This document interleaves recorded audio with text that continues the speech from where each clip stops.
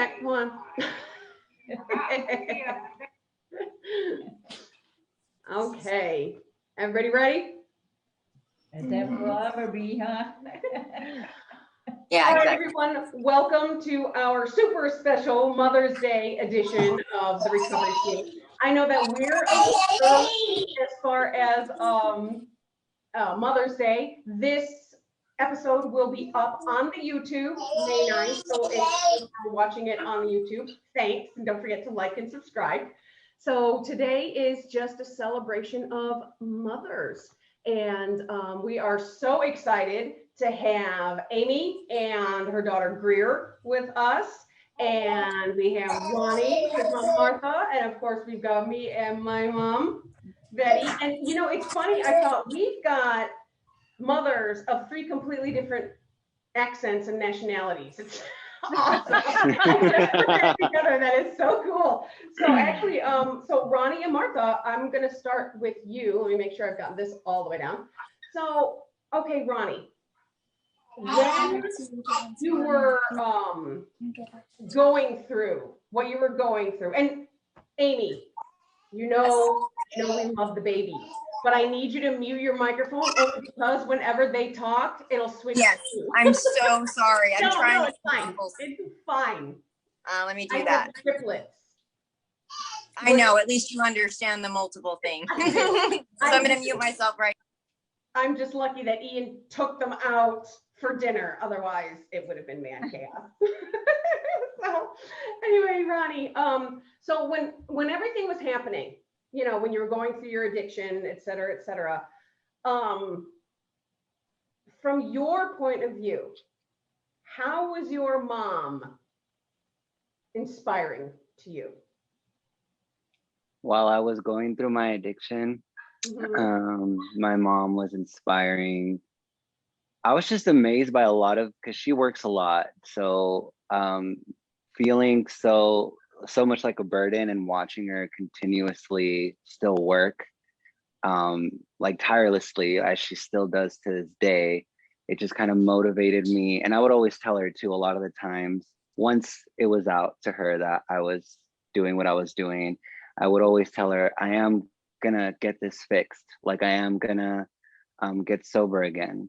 But I think just watching her just always working from night and day and doing so many different things at the same time, not only for me, but for like my brother and sister and the whole family, really made me, even if I was still under the influence, still like made it clear that I need to change and I need to make an effort to change my life.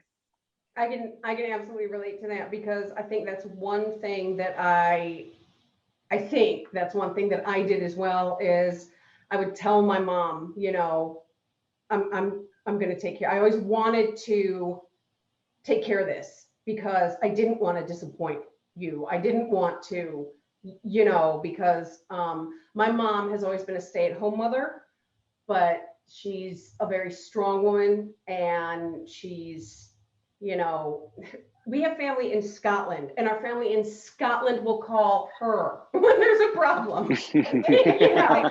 So I can completely understand.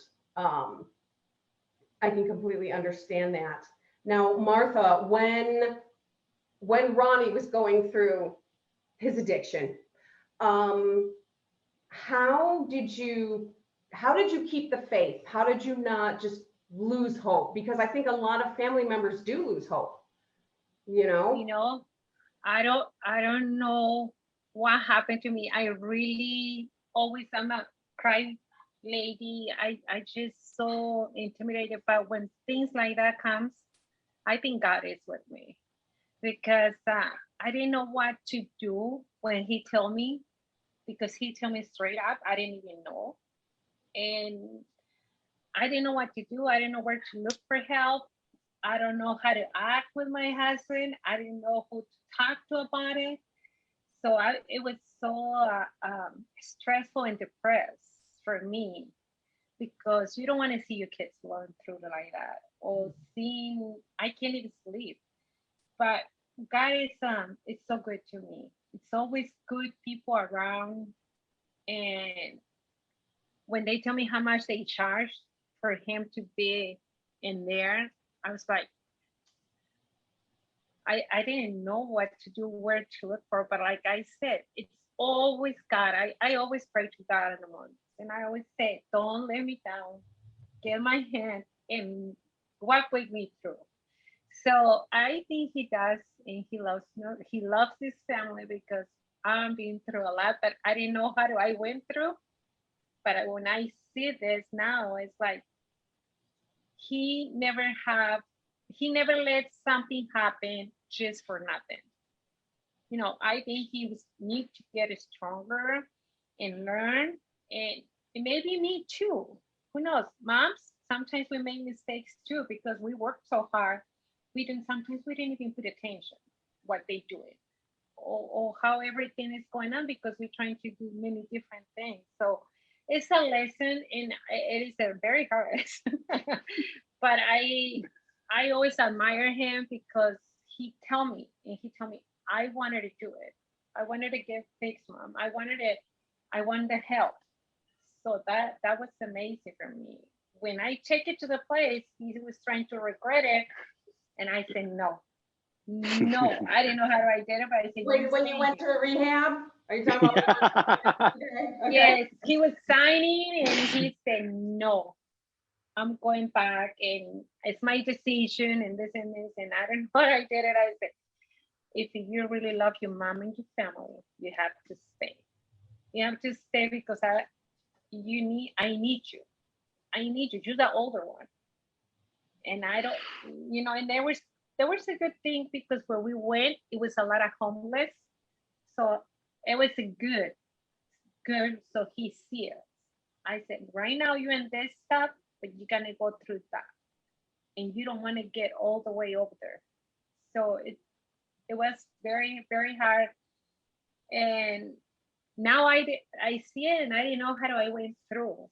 How did I pass that? But I know God is with me, and like I said, I always tell him, first thing in the morning, when you scratching yourself, you just have to lend the day to God. So, and everything is gonna be different. So I believe in God, and I believe he's with me, and I mean, everything is happening to him. I think it's because it's making it stronger, and right now I even tell him, if you don't do this, that's Senor, not Martha, no more. I say no more. Because I have two more kids, but he's the older one, so but he's very good. I feel so proud of him, especially because the kids need to talk to mom no matter what. They need to tell them the truth. And I always say, nobody's gonna help you like mom or dad. Nobody's gonna give you the best advice. Even it hurts sometimes. It hurts to them and it hurts to us, but we gotta fix it. We wanted to get better than that. Right. So for a lot of people, I think it's their faith. Their Yes. faith that gets them through, and I agree with you because now, I mean, Ronnie is out there and he's helping people, but he And does it that's in such an amazing way because he makes them laugh, and he makes them feel good about themselves at the same time as saying, hey, this is also what you don't want to do. It's funny until it's not funny, and I that the two of you are on because it's kind of the opposite scenario where Greer, you never gave up on your mom. No, never. In the whole I think it was about 17 years of my life. I'm going to be 21 this month. Yeah. So what I want to ask you is kind of the same questions, only, on the opposite side of the table, I guess, is what was it that you saw? Because, there are a lot of children of addicts who are going to watch this, and yeah. So what was it that you saw in your mom that made you hold on, that made you know that something was going to be different? Yeah, well, so me and my mom, when I was significantly younger, when I was like a toddler and around like 5, my mom was very present in my life, and my mom's always been my best friend, even throughout her addiction. But my mom's a really active mom and really involved with us, and she did eventually kind of lose that throughout her addiction, and our relationship did get very rocky. But I think in the end, I just really wanted my mom back, and I knew that it was a possibility.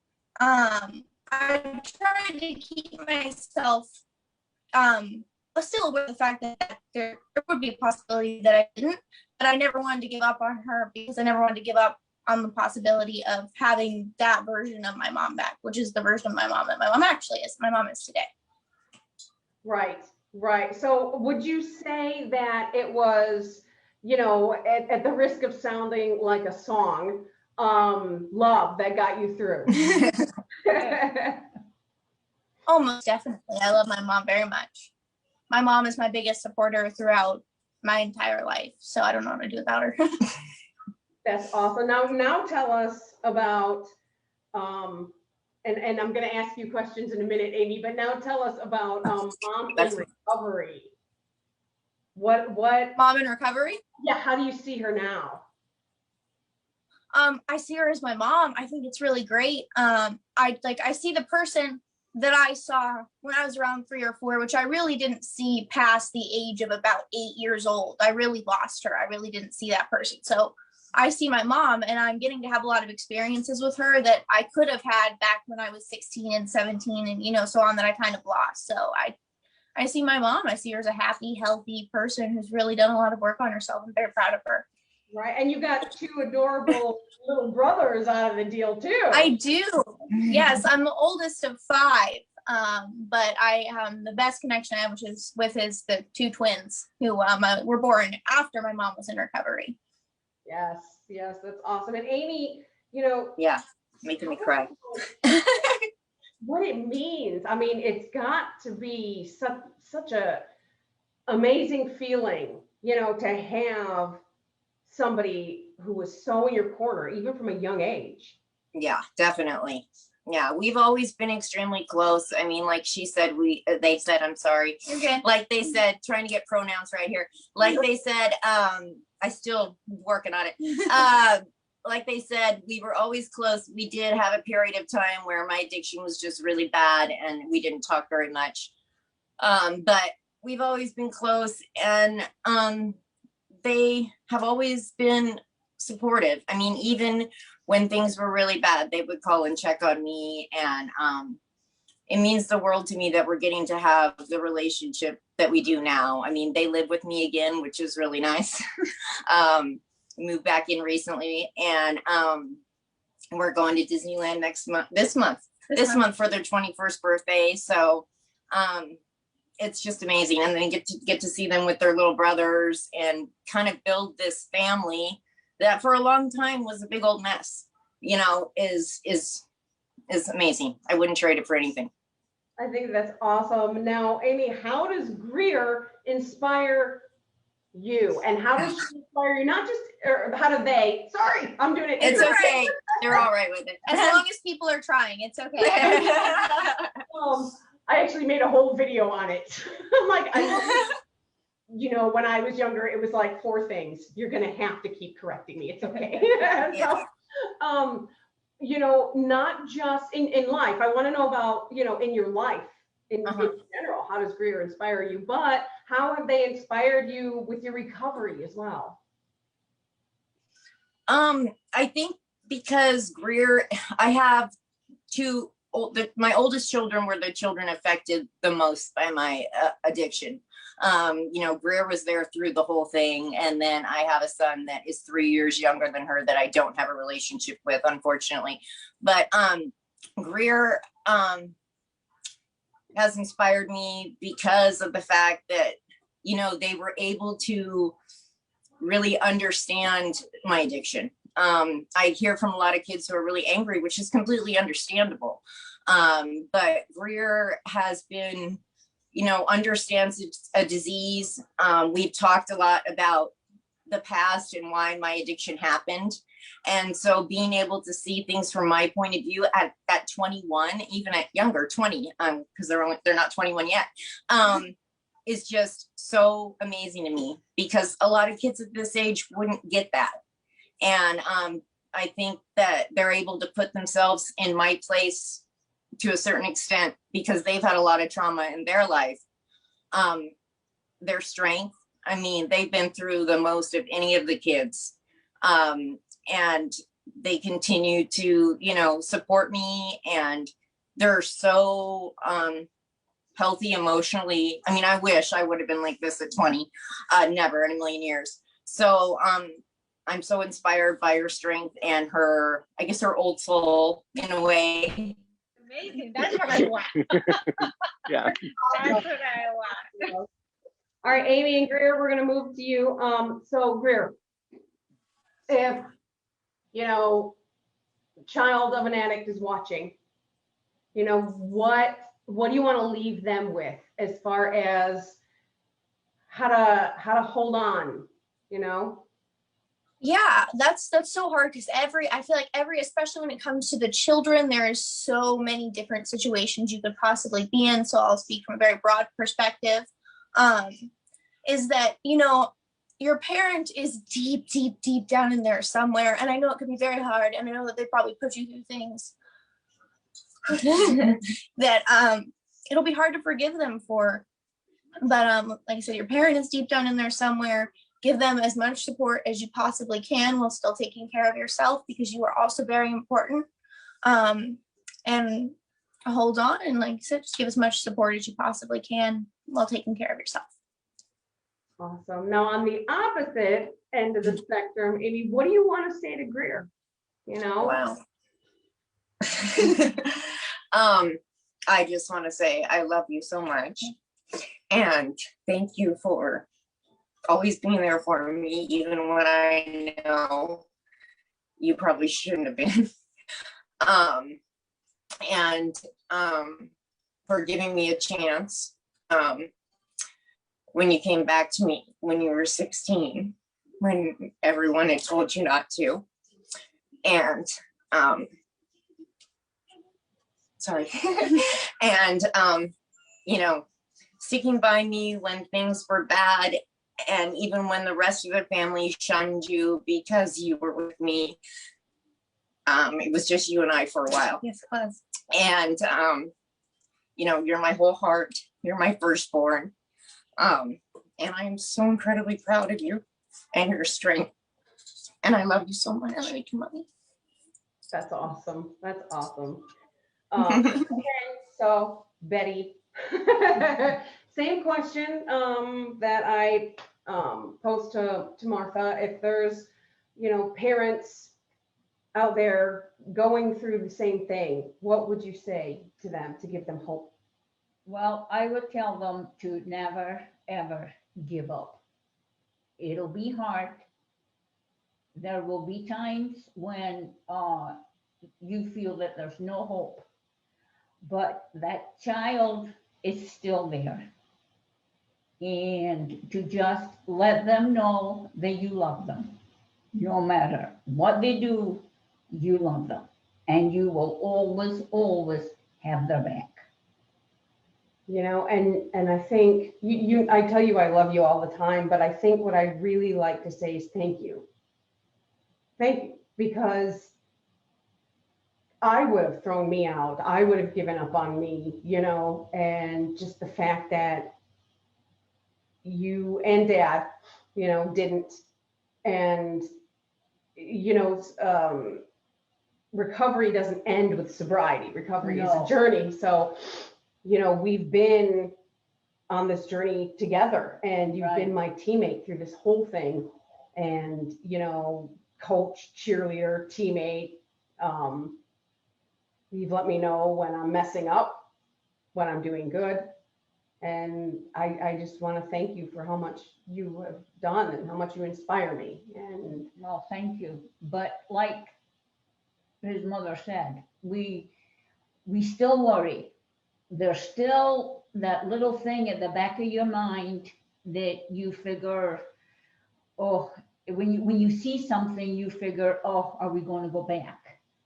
And there's always, because you're a mother, you will always be watching for that child. And you know that I text you and I call you exactly the same, checking to make sure you're all right, that everything's okay. But that's normal. That is not going to end because you're sober and you're in good shape. You know, that's not going to, that will never end because you're a mother. And you will learn this with your own children, that you will always worry. And I still pray every night for you because I love you. I love you. Yeah.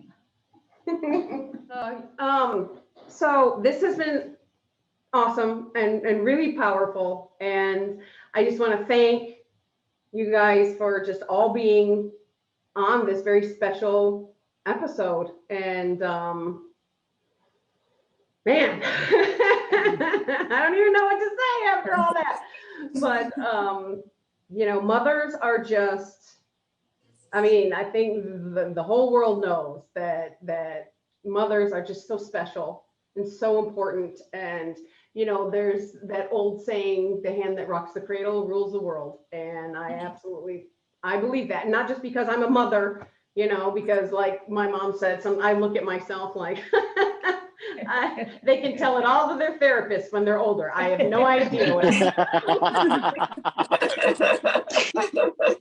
I'll pay, it's fine.